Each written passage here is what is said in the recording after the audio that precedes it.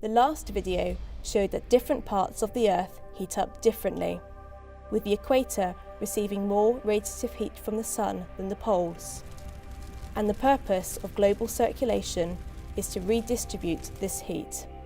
If the Earth did not rotate and was a simple landmass with no oceans, we would have a single circulatory cell in each hemisphere, where hotter air would rise at the equator and flow toward the poles.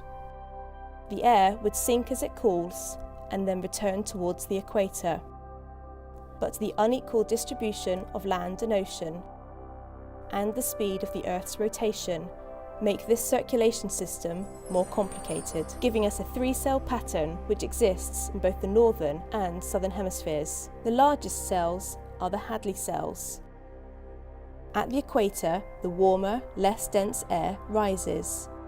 It rises to a height of about 18 kilometres and spreads out underneath the tropopause. The tropopause acts as a lid to the lowest part of our atmosphere, which contains all of our weather.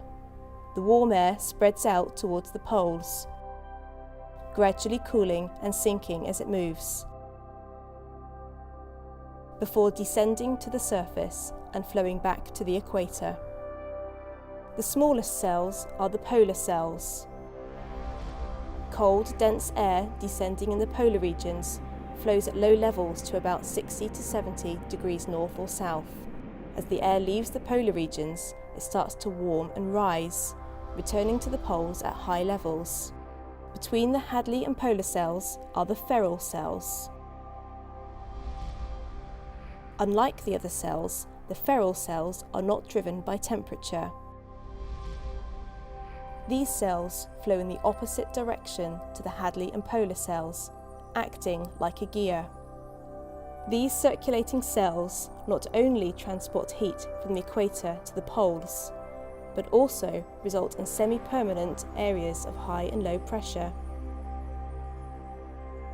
due to the rising and descending parts of the circulation cells, giving us our climatic zones. Where air is rising, an area of low pressure is created, so these areas see much more rainfall.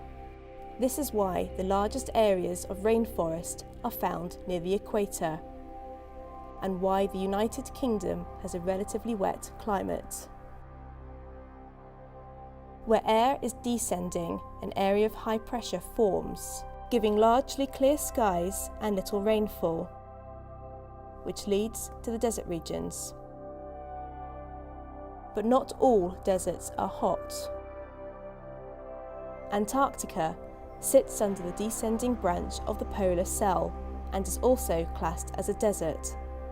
With more precipitation falling in the Sahara, Antarctica is the largest and driest desert overall.